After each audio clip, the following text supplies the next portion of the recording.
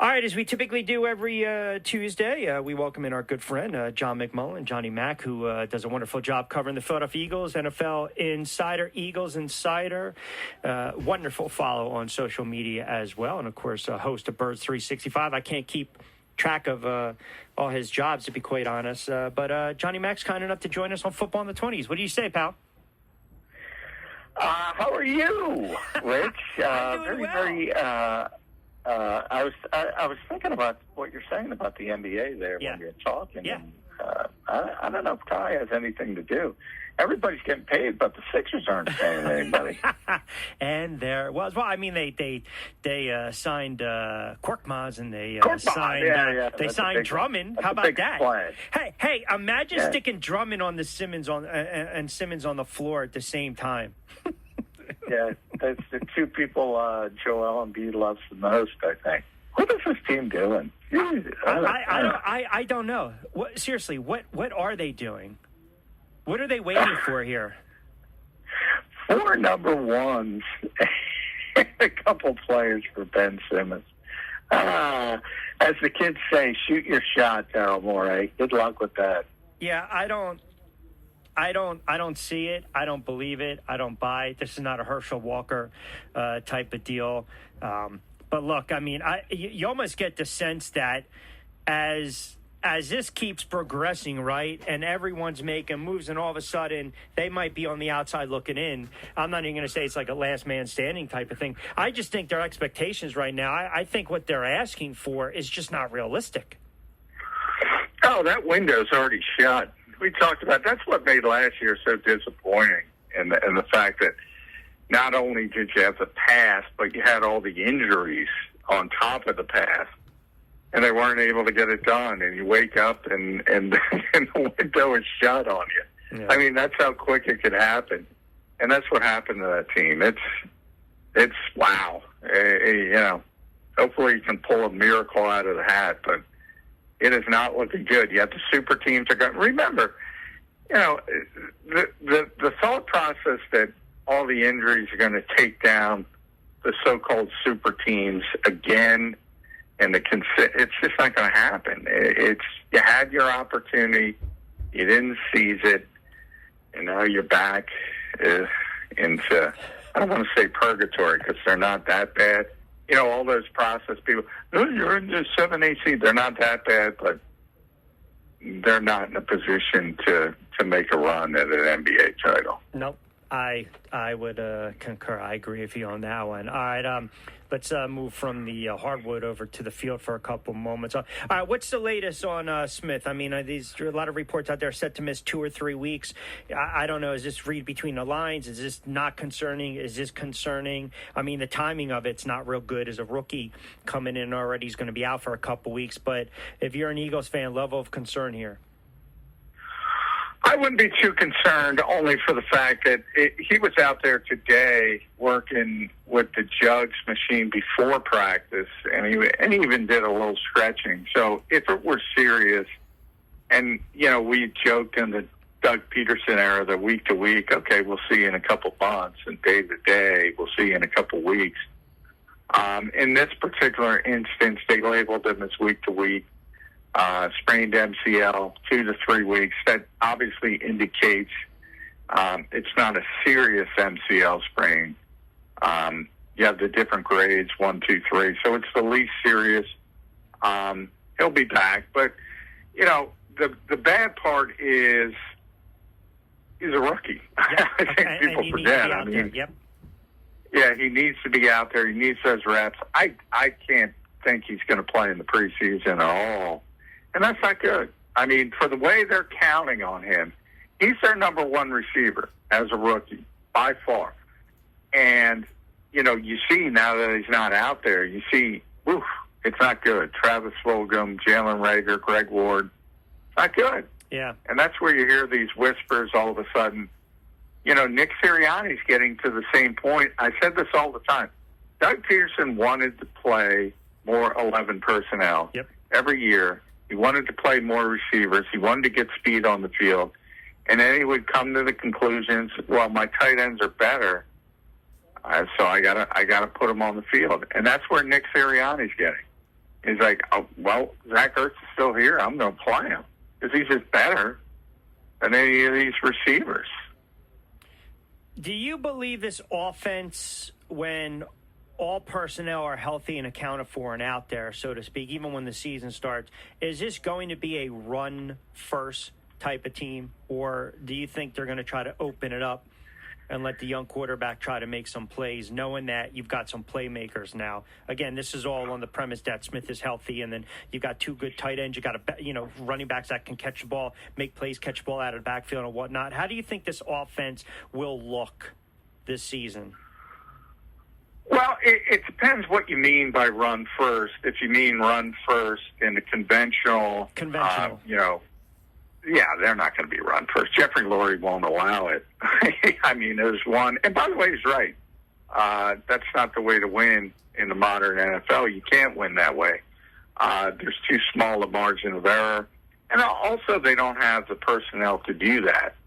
I mean, I think Miles Sanders is a talented running back like a lot of people do, but he's not Derrick Henry. Not somebody you can give the football to 30 times. If you do that, he'll be out by week 3, week 4. He can't handle that kind of workload. So that's number one. The second part is, Jeffrey has consistently said that you need a great passing offense to succeed in this league. That's his belief. He's not going to change from that. You heard the stories of when Doug Peterson upset Green Bay and Aaron Rodgers in Green Bay. He's asking him questions after the game. Why didn't, because they won it with the running game, and he's like, why didn't we pass it here? Why didn't we? He wasn't even happy that they won a football game, that they weren't supposed to win. So that's his belief. That's his core belief. Now, why I say, what do you mean by run first? Because the quarterback's going to run a lot, but that's not conventional. No, and Sanders this year. Yeah, I mean, the strength of his game is running the football right now and finding and making plays in that way. The problem, though, and you know this, Rich, it's great to have off-schedule offense. It's great. Everybody loves it. Big plays down the field. But you can't count on it. You can't count on it consistently. You can't build an offense on it. And that's the problem. And, we're 6 days into camp, and you see the inconsistency when throwing the football. At some point, always, it's going to be a big 3rd and 7. You got to stick your foot in the ground and make a throw, and that's what we got to see. Can Jalen Hurts do that consistently? Yeah, and the only reason I bring it up is Sanders last year, 164 carries, 5.3 yards per tote. I mean, we've seen that he has that ability to break one off, right? We've seen some long touchdowns, including that 82-yarder. My thought was just, look, if you can get that ground game going a little early on, then, right, I mean, 3rd and 1, 3rd and 2, 3rd and 3, it's a lot more manageable than what you just pointed out to, that 3rd and 7, where you have to have a quarterback who's not really been put in that position yet early in his career make that throw. And the other thing that alarms me too, Johnny Mac, is these quarterbacks, right, last year, Wentz, Hurts, and I'll even throw in the great Nate Sudfeld. I mean, you're talking about 65 sacks that were given up by that offensive line. Carson Wentz was sacked 50 times last year. So, again, I'm thinking, I want to keep the pressure. I go up against a Giants a defense or a Washington defense. I would think I have to at least establish that ground game a little bit, take the pressure off that quarterback. And I certainly don't want that kid to be a lame duck. And God forbid he goes down. It's not like Joe Flacco is a fleet of foot. No, it isn't. You would have to pretty much completely change your offense. So that's one of the reasons why I was a little surprised they went the direction they did when it came to backup quarterback. But, I think they were doing all this stuff on the fly. Yep.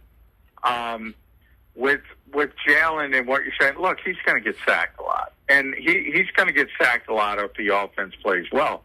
If you look at the numbers of Russell Wilson and Deshaun Watson, and you could stay right here with Carson Wentz. I mean, these are all quarterbacks that try to extend plays And if you try to extend plays, you're going to get sacked a lot. Yeah. Simple as that. The guys who don't get sacked a lot, the Rodgers, the Bradys, football's coming out on time, all the time. Drew Brees, Peyton Manning was probably the best at it ever. Yeah. It's just coming out. It's coming out on time. So, you're going to have to live with certain sacks. But I hear what you're saying. If fans see big sack numbers, they're not going to put the context to that. They're going to think the offensive line is playing poorly. That's not necessarily the case. If you've got a quarterback that won't throw the ball and continues to try to, again, extend the play, at some point you have to realize that's part of the cost of doing business when you're going to play that type of way. I want to get to a former quarterback of the Philadelphia Eagles and Carson Wentz. And I say this... I say this loosely. It just, man, I'll tell you, it's like Nick Foles is like the little whack-a-mole. He just pops up anytime that Wentz goes down, gets hurt, he struggles. And now Indianapolis, if you're looking at some futures bets, look at the odds now. Indianapolis trying to win their 9-10 games, perhaps making a run into the playoffs with a healthy Carson Wentz.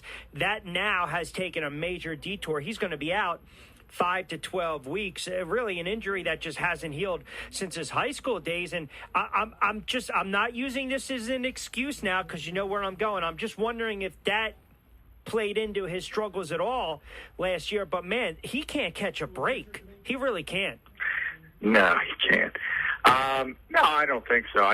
That's the thing, and a lot of people, constantly criticize the Eagles' medical staff and training staff and, how didn't they find the injury? Indianapolis didn't find the injury either. They get to, if it's not a problem, if you're not having pain in your foot, nobody's going to look at your foot. They're not doing full body scans. So nobody knew the injury was there. He wasn't having problems with it until it got dislodged. And a lot of it is just bad luck, unfortunately, for Carson. And, he's got that injury-prone tag, and part of that is fair, part of that's unfair. Remember, his final years here, he played entire seasons. Now he got hurt with the concussion in the playoffs back against Seattle, but he seemed to be over that hump, and here we come again. And, what surprised me the most about that is just the timeline. 5 to 12 weeks. That's a pretty broad range of how long it could take. That's a little strange. And then Quentin Nelson, poor Colts, the exact same injury. And obviously he's probably their best player, one of arguably the best offensive linemen in the league.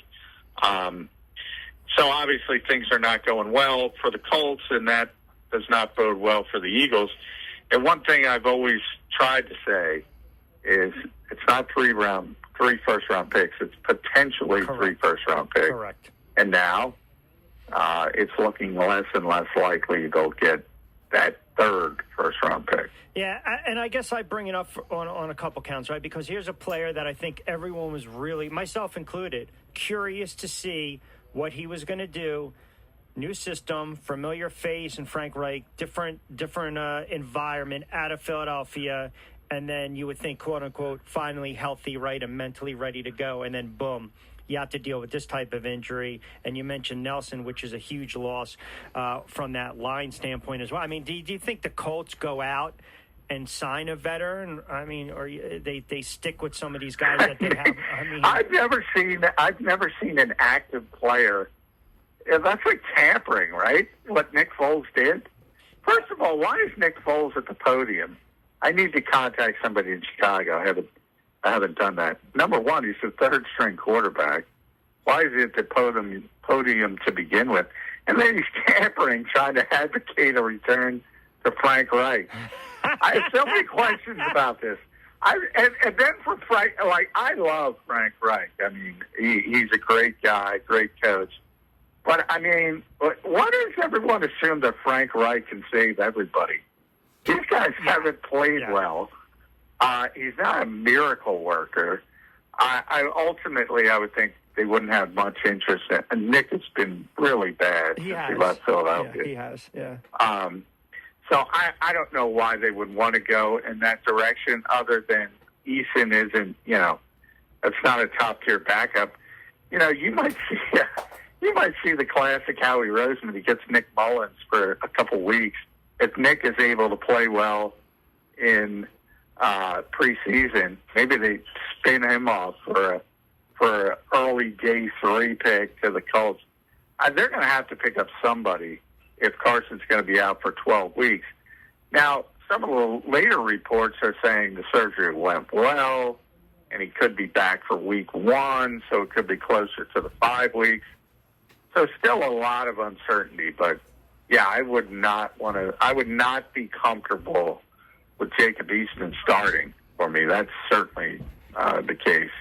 No, and to your Foles point, you're right. I mean, he just has not been good. I mean, he had his flashes, obviously, with the Eagles, seems to play well when he's in that Eagles green. And I know people think it'll be hilarious when they trade for him, but I mean, maybe the Colts, right, it's a wait-and-see approach with Foles. Now, Twitter is funny, right, because everyone, they'll show videos of guys making those signature throws in pads, and now the talk is because Trey Lance connects on a, 40, 50-yard touchdown bomb, all of a sudden, boom, like that, Jimmy Garoppolo is pretty much done. He's out. I mean, I don't, look, I don't even go that route. I just kind of, chuckle to myself, but from an odd standpoint, it is funny. There are some flyers that people believe Garoppolo won't be the week 1 starter.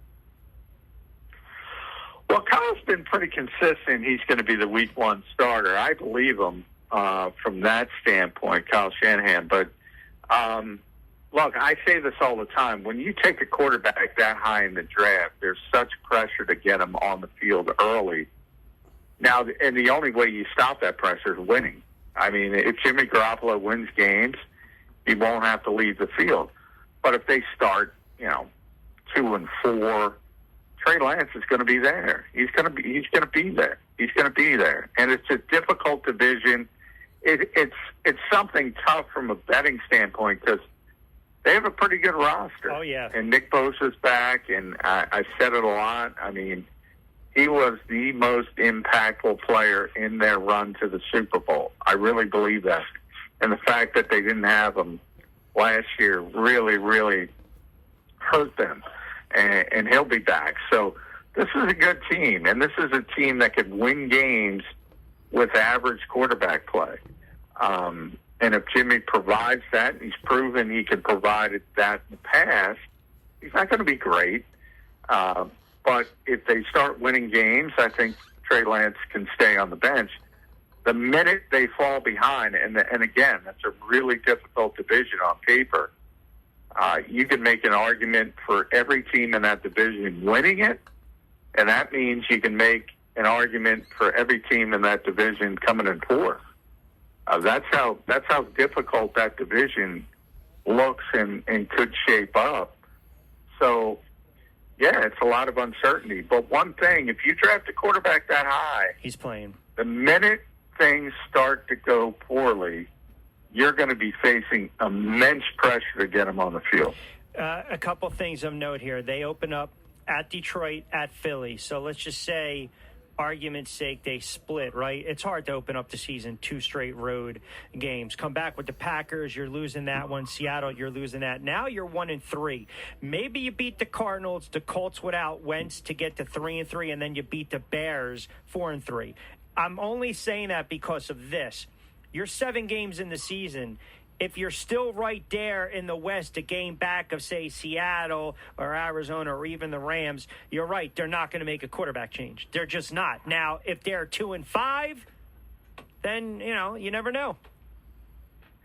Oh, yeah. I think he'll be on the field. I really do. At that point, if you're in last place in that division, as I said, that pressure builds, that pressure starts.